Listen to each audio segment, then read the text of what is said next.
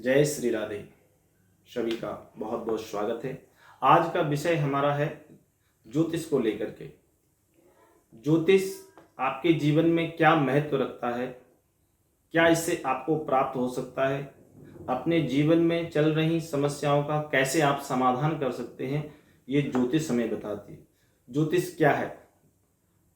ज्योतिष कई प्रकार से होती है, लेकिन विशेष रूप से अगर ज्योतिष को देखा जाए तो वैदिक ज्योतिष को हम फॉलो करते हैं, जिसको शास्त्रों में ऋषियों ने बनाया, एक बहुत गणना करके इसका अध्ययन ऋषियों ने करके और हमको ये दिया है। शास्त्रों में इसके बारे में लिखा हुआ है कि वेद चक्षु की लेजम स्मरम ज्योतिषम, जो वेदों के नेत्र हैं वह ज्योतिष है। तो ज्योतिष से क्या है कि आने वाले समय के बारे में आपका ज्ञान किया जा सकता है। आपके जीवन में चल रही समस्याओं का समाधान ज्योतिष के माध्यम से किया जा सकता है।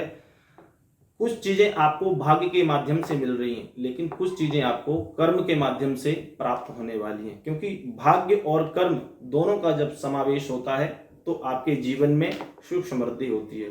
कहीं कहीं आप देखते हैं कि कुछ चीजें आपको प्रारब्ध के रूप में मिल जाती हैं, लेकिन जीवन में संतान हो गया या कुछ सुख हो गए या कार्य क्षेत्र में जॉब को लेकर के कहीं ना कहीं से आपको समस्या आ जाती है, तो उसके समाधान के लिए, उस समस्या से निवारण पाने के लिए हमारे ऋषियों ने ज्योतिष का निर्माण किया।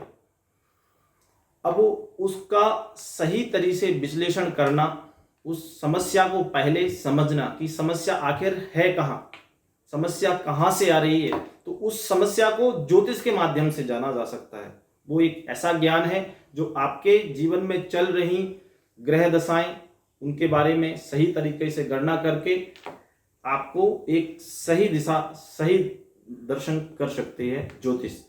तो जानते हैं ज्योतिष के बारे में। ज्योतिष एक हमारे जीवन में बहुत ही महत्वपूर्ण विषय है।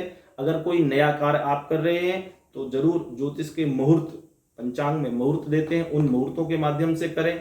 यदि आपके जीवन में किसी प्रकार की कोई समस्या आ रही है, आप अपने जीवन में सफल नहीं हो पा रहे हैं या आपके जीवन में सुख प्राप्ति नहीं हो पा रही है, तो आप ज्योतिष से जान करके अपने जीवन को सुखमय बना सकते हैं, अपने कार्य में सफल हो सकते हैं।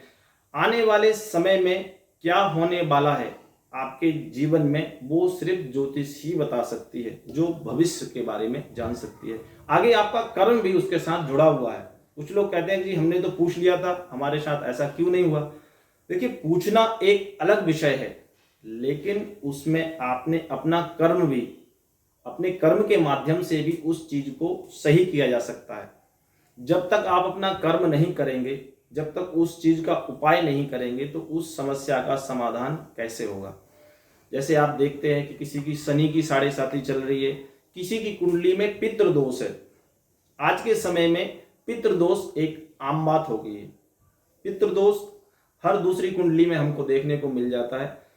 अब कहते हैं आचार्य जी पितृदोष हमारी कुंडली में कैसे आया, हमारे तो पिताजी भी बैठे हैं और हमारे पूर्वज भी हैं, तो हमारी कुंडली में पितृदोष कैसे आया। तो इस विषय को लेकर के जब अध्ययन किया गया तो पता चला कि आपके इस जन्म के कुछ पितृदोष, कुछ पिछले जन्म के पितृदोष भी होते हैं। क्रियमाणम संचितम प्रारब्धम भविष्यति। क्रियमाण जो है आपका, जो कर रहे हैं आप, वो संचित होता है और वो एक प्रारब्ध के रूप में आपको मिलता है। तो जो आपने किया वो संचित हुआ और फिर आपको मिल रहा है, और उसके साथ में होता है कर्म। प्रारब्ध और कर्म, इसी के बीच में है ज्योतिष।